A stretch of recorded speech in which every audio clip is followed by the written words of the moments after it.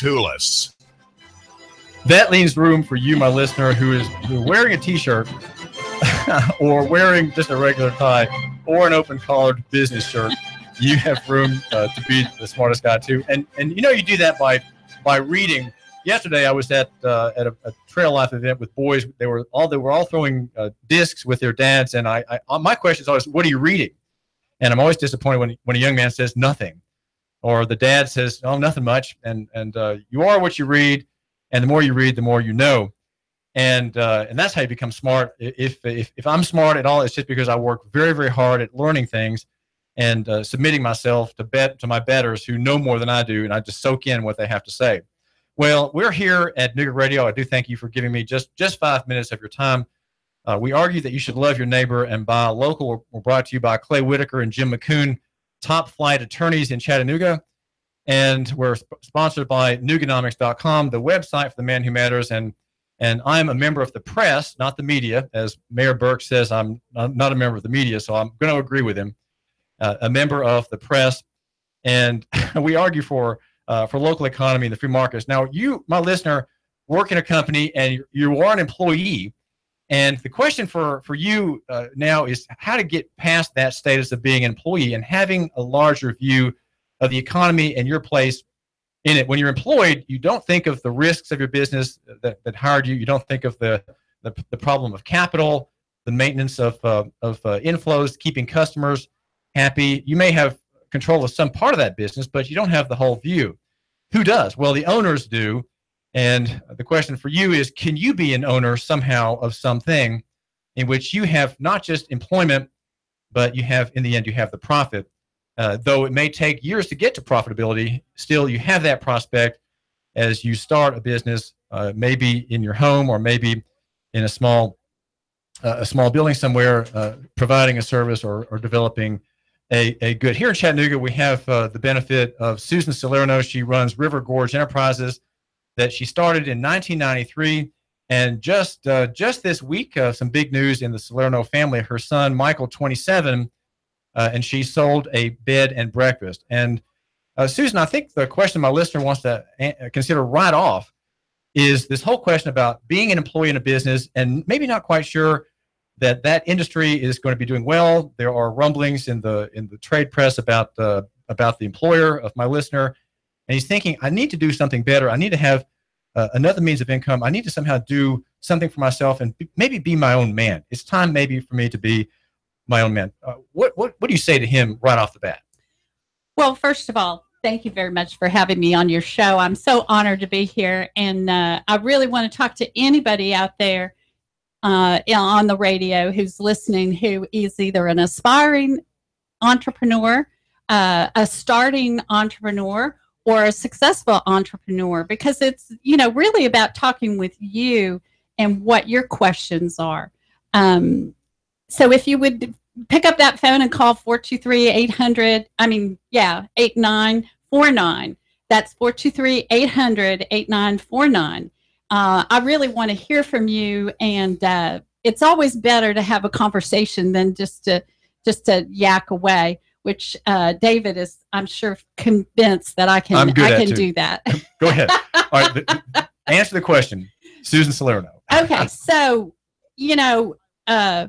and I've forgotten the question. The question is, my listener is working in a business, and he's thinking he needs to do something better for himself, maybe in the field in which he's been working for 20 years, maybe something completely different. How should he start thinking about leaving his current situation and broadening his economic value with possibly a small business?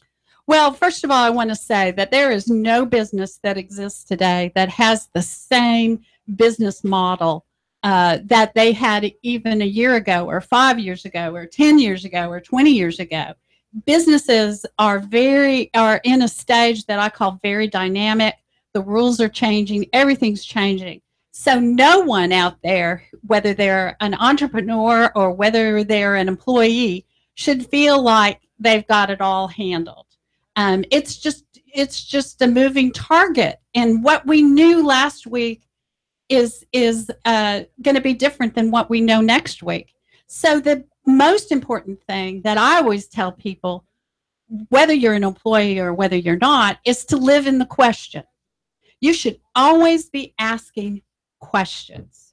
So if you're an employee, what did I learn today for my job? What kind of skill set did I learn that is not particular to the job that I'm doing, but has value in any kind of job I might have? So an example from my life is one of my very first jobs. I worked for a restaurant chain that was called the Red Balloon. Now they're long out of business, but they were very old school. And I'm probably telling my age here, where I had to learn how to be a waitress, and they would line us up.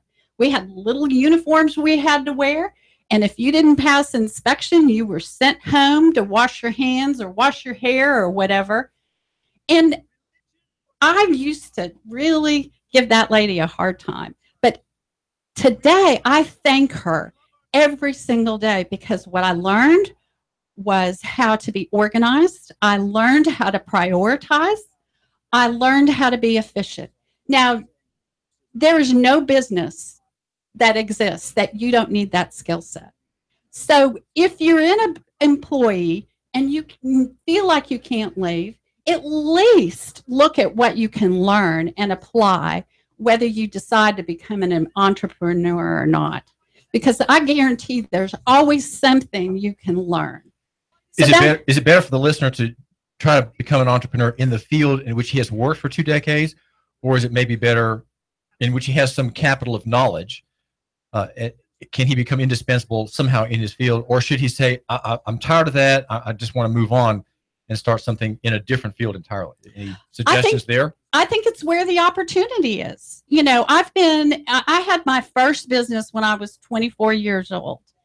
And it came because I was doing income taxes, and everybody was coming to me with a shoebox full of receipts saying, organize my stuff so that I can do my income. You can do my income taxes.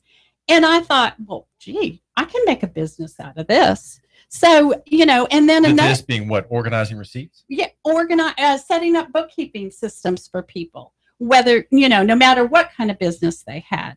And then the next business that I got involved in was a yogurt and sprout company. And it was because the guy who had started it had decided he was tired of it and he wanted somebody to buy it. And I thought, this is great. I love this. This is easy, And so that, again, it's a lot of times it's just opportunity. And I've had so many different businesses. I've had a tofu and a whole grain bakery shop. I've managed architecture firms. I flipped houses. You name it. I've done it. So don't think that you're locked into a particular skill set in terms of, oh, well, I work in trucking, so I have to find how I can be an entrepreneur in trucking. Or, oh, I work in the restaurant business, so I need to go open my restaurant. It doesn't work that way. For example, let me tell you about one of my clients. She was a marathon runner, and she was really unhappy with the products out there for refueling during a race. And so she created a nutrition bar. And in the beginning, she marketed to all the places that she thought she should market, Whole Foods, this place, that place. And I bet you cannot guess, David, where she found her market. Airports. That's where her market was. Because how many times are you getting on an airplane and you want to grab something quick to eat? That's the majority of her business. Going into a grocery store, she was competing with all the other bars that were like that, that and their price points were a lot less because they were larger companies. She was just making these out of her kitchen. So sometimes you might have the idea, but you have the wrong place to position. So you kind of, that goes back to living in the question. You have to kind of take it step by step and say, what did I do today? that worked? What did I do today that didn't work? And what should I do differently tomorrow? What's the difference, Susan Salerno of River Gorge Enterprises? You're a business consultant. What's the difference between a calling and a job? Oh, my goodness. I think there is a personality type that just wants to show up at 8 o'clock, punch that time clock, and they want to know they can punch out at 5 o'clock, and they want to know that they're going to get the same paycheck every week. And they don't like all the drama. Is that the majority of men and women, Susan? I don't think it's like that. You know, I know some people who are employees in one situation and then they go home and they have their own business that they're operating out of their home as a second income. So I don't think it's specific. I think it's your adverse tolerance is how I put it. Can you roll with the up and down? You know, one of the things about flipping houses is there's a lot of factors that have nothing to do with you. And if you take it personally that your house isn't selling or panic because you want that money right now, you're not going to be successful. For example, I had a property that I put on the market at a particular price, and it sat there for probably 6 months, didn't do anything. Finally, I got an offer that was so low, it would make you cry. And I said, no, I'm not taking it. And I walked away, took the house off the market. This was in December, and right at Christmas time, I remember. And I said, I'm going to take the house off the market. I'm going to take a deep breath, put it back on the market in February. And do you know, within a week, I had the difference between the first offer and the second offer was $300,000. So, you know, just by understanding that, you know, sometimes it's forces that have nothing to do with you. Well, the listener has a job, and the listener also, I would say, providentially, has a calling. And the calling is, of course, the word calling implies caller and callee, the one who's called to do something. And that the word suggests that there's something sort of beyond the earth, maybe, and certainly beyond the individual. The job is what he has now and where he spends his days working in computing or repairs or marketing or what have you. And the calling is something else.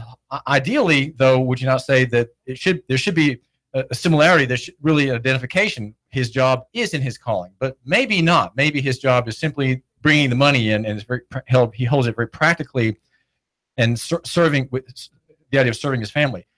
But his calling, he thinks, is elsewhere. How does he move beyond the job and into a calling that uses his gifts, maybe uses his or even her, if it's a female listener, gifts to serve more people, to be more valuable in the economy, more valuable to himself and his family?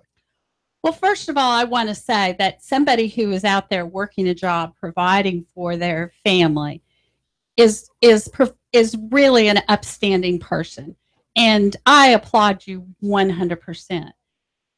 You know, that's not a fault to be doing that. That is not a fault. That is not a fault. You're taking care of your business. You're meeting your duties. Exactly. And I think that, you know, you have to weigh that risk when you have other responsibilities. If you have, you know, you can't just abandon that and say, and, you know, come home and say, well, wife, I quit my job today and I'm going to start a business. I'm going to start my calling. Yeah, I'm going to start my calling. So, you know, we have to be mindful about how we're going to approach this.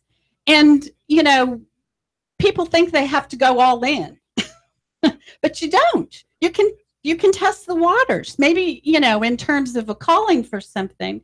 I had one client who had a long time successful business, and he had a calling to do something else. And he went round and round and round about what to do. You know, he felt like he couldn't do them both. And I looked at him and I said, you are a fool. You have a business that's supporting you and your wife and your children. You can't just walk away from that and feel like you're being responsible. So I told him, I said, you know, you dip your toes in the water and you see what comes back. And that's where living in the question, I really want to get this point, you know, what comes back tells you which way to go and maybe which way not to go. And this is where I'd really love to hear from somebody who maybe tried a business and it was successful or maybe not so successful by calling 800 8949. 800 8949. All right. Well, the question is still, you're half answering the question, Susan Salerno. You're a business consultant and kind of a business coach. And the question is, the listeners, he's got a job, and we're encouraging him to think in terms of new venues, to use his strength in ways that he's not using it now. His intelligence, his connections, his knowledge, his insight into his business, his hard drive. And I want to suggest that maybe for you, the listener, that would be the calling. And that's why I'm thinking, if he's going to develop something new and shore himself up in perhaps coming parlous times, bad times ahead, which I think are a certainty. And should he think in the idea of calling it? And that's what I want to ask you about. What is calling? How do you view calling? And when you meet with people who are starting a business or thinking of starting a business, what do you say to them about calling versus the job, which you have now, and the direction in which you want to go? Well, we all entrepreneurs, we're big thinkers. We always want to move in a new direction, and sometimes we want to move in 5 or 6 different directions at the same time. So we sometimes have to have an idea of where we'd like to go, but not necessarily decide that that's where we have to end up. The image that I like to give people is that you're building a road as you're walking. You have to have a willingness to step out there into the unknown and not have the preconceived notion of where your path is headed or what the end is going to look like. You have to be brave enough to just say, well, I'm going to take this step. I don't even know if there's a stone underneath my foot, but I'm going to take it and I'm going to see where I land. And then from that place, I can adjust, I can adapt, I can be resilient, and I can change direction if I need to. I mean, think about my lady with her nutrition bars. If she had just decided that her market was going to be in Whole Foods, she'd be out of business. And she ended up pulling her product out of Whole Foods, and she's very successful just in airports. And she could think also of the Greyhound bus station. There's a competing bus station that has sort of outdoor landing points, and also taxi cabs. She could have private arrangements with cabbies to say, look, we can share the price of this bar. You can have a little rack that hangs over the passenger chair in your front seat, and there you have some options there in front of your passenger, maybe, and that way the cabbie makes a little money, she makes a little money. The passenger coming in from the airport has a little snack to have before he gets to the hotel. Perhaps. Exactly. Hotel lobbies. I mean, anything where you're on the go and typically you have limited choices. And, that's where she had to really look. So I have this other guy who had a very successful $2.6 million internet company, and he was losing money. And I said, how can this be? And I went in and I analyzed it. Well, he had 3 divisions. He had this grand plan when he started where he was going to have an RV sales, a boat sale, and then a camping sale. And I said, how are you in business? And he said, well, this division is making money. I said, well, that's what you should be doing. Go with where you can think about this however you want to, but the way I think about it is you go where the energy comes back. So like with my bed and breakfast, I had a particular piece of property that was very peaceful, very serene. People would come there, they could unplug from their lives, they wouldn't look at their cell phones, they wouldn't watch the TV. That was what I marketed to. And people came and they said how grateful they were that there was a place like this that they could go to. And I went, see, there's my market. There's where I put my attention. There's where I put my energy. And when I tried to just be a vacation place, it didn't work. I wasn't attracting the kind of people who would appreciate that type of property. So it's really important to just, again, live in the question, what's working, what's not working, and what do I want to do different tomorrow? One way of entrepreneurship, Susan Salerno, is to build, buy, and sell, or buy, build, and sell a business. Now you're selling a business. Why did you and your son, age 27, Michael, buy or sell this business, and did you sell at a profit? Oh yeah, I sold at a profit for sure. And you know, a couple. And why did you sell? Well, let's take our break. Call it 800-889-49, and I'll continue the story. That's right. The number is 800-8949, 800-8949. Susan Salerno, David Tulis here. We're trying to understand local economy and how you, my listener, can find your place in it more profitably, serving more people, bringing the benefits of what you know to whole groups of folks who are not aware of your existence, but think in terms of service to the other, and you will be a profitable listener of this show here in Chattanooga and beyond. We are covering local economy and free markets here in Hamilton County and in far places. David Tulis, we've got some messages now. The Tennessee Valley's news, talk, and sports leader, Nooga Radio.